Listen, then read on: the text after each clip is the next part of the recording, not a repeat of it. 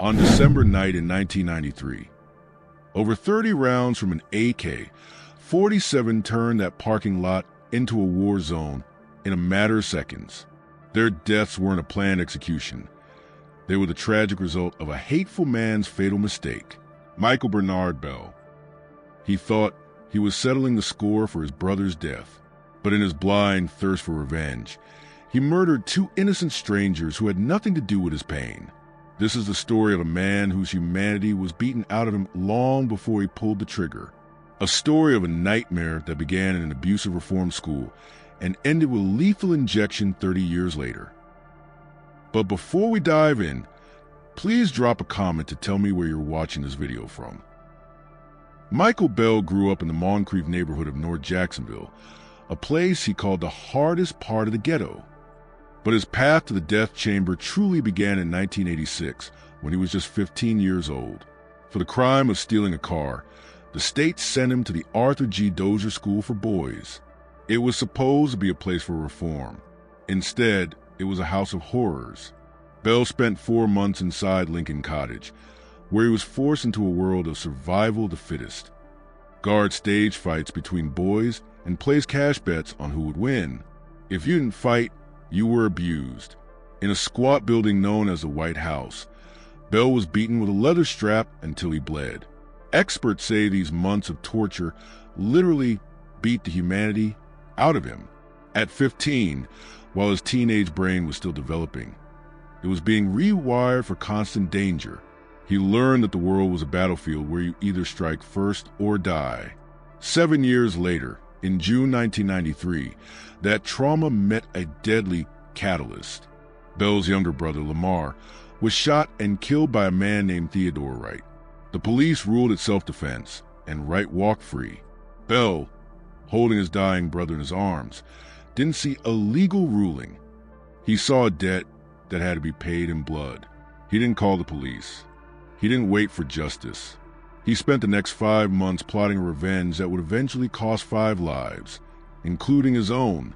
December 9, 1993. The tension that had been building inside Michael Bell for 5 months was about to explode.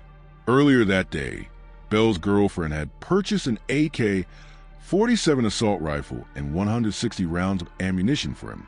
Bell spotted the yellow Plymouth Fury parked outside Moncrief Liquors, the car he associated with his brother's killer.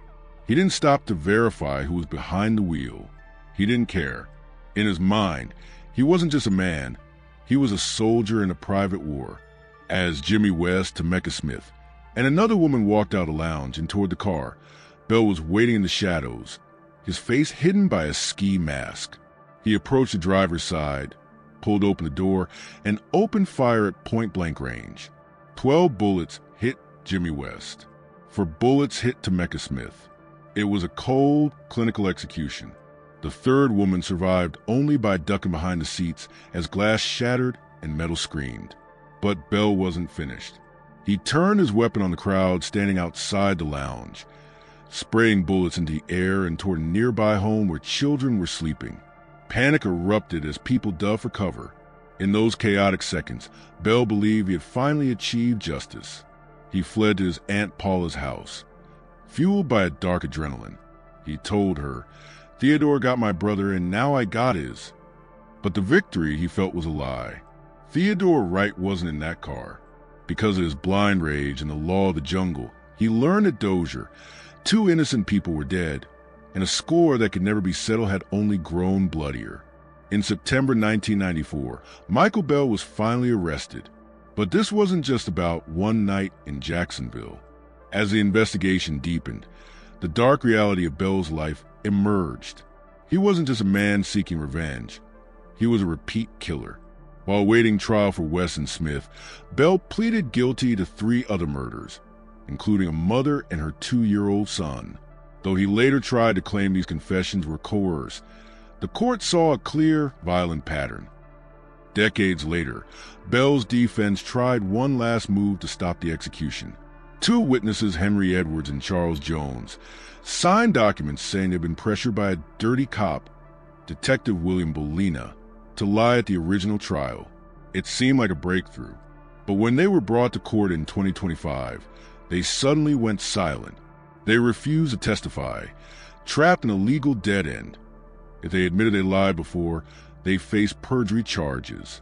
If they admitted their new statements were false, they faced prison again. But the court didn't need these witnesses to prove Bell's guilt. The evidence was already overwhelming. The state pointed to the smoking gun. Just one day before the murders, Bell's own girlfriend testified that he took her to buy the AK-47, the drum magazine, and 160 rounds of ammunition. He didn't just stumble into a crime. He prepared for a massacre. Another friend, Dale George, saw Bell put on the mask and retrieve the rifle from the back seat that night. And perhaps most damning was Bell's own mouth. Immediately after the shooting, he went to his aunt and his girlfriend and admitted he had even the score. The Florida Supreme Court was clear. A killer is not made innocent just because witnesses become unreliable 30 years later. The physical evidence, the planned purchase of the weapon, and his own repeated confessions were a mountain of proof that no legal loophole could climb. Tuesday, January 13th, at the Florida State Prison near Stark, the long legal journey of Michael Bernard Bell reached its final mile. His day began at 6:30 a.m. with a simple last meal, an omelet, bacon, home fries, and orange juice. There were no family visitors that day, only a meeting with a spiritual advisor. As the sun began to set, Bell was led into the execution chamber and strapped to a gurney. At 54 years old, he looked alert, his eyes scanning the room as the witnesses watched from behind the glass. When asked if he had any final words, he gave a response that left many reflecting on his troubled life. He said, "Thank you for not letting me spend the rest of my life in prison." At 6:15 p.m., the lethal drugs began to flow into his left arm. The process was quiet. His eyes closed after 2 minutes. His breathing grew heavy, then slowly faded into silence. The color drained from his face as the room fell into a heavy stillness. At 6:25 p.m., a medical worker pronounced him dead. For some, those last words were a final act of defiance. For others, they were the words of a man who had been a prisoner of violence since he was a 15-year-old boy at Dozier and finally found a way out. But regardless of his perspective, the law had spoken. The debt for the lives of Jimmy West, Tamecka Smith, and his other victims was finally paid in full. When the clock hit 6:25 p.m., a long and painful chapter in Jacksonville's history was finally closed. But for those left behind, the concept of justice wasn't as simple as a lethal injection. Surprisingly, some of the most powerful voices asking for mercy came from the family of the victims themselves. Jimmy West's brother, Bimley, and his son, Jimmy West, signed a notarized document asking the state not to execute Bell. Even though Bell had taken their loved one, they believed that another death wouldn't bring Jimmy back or heal their hearts. But not everyone could find that same level of forgiveness. Laura Hampton, a witness who narrowly escaped the spray of bullets that night, felt that the world was finally safer with Bell gone. She believed he had to be held responsible for the lives he took and for the fear he sowed in the community. Across town, Bell's aunt, Paula Goins, still mourned the boy she lost years ago. She remained convinced that the Michael Bell who went to Dozier wasn't the same man who came back. She saw him as a damaged soul, a product of a system that taught him to be a predator. In the end, this case leaves us with a difficult reality. The law has been served, and a violent offender has been removed. But for the families, the closure promised by an execution is often a myth.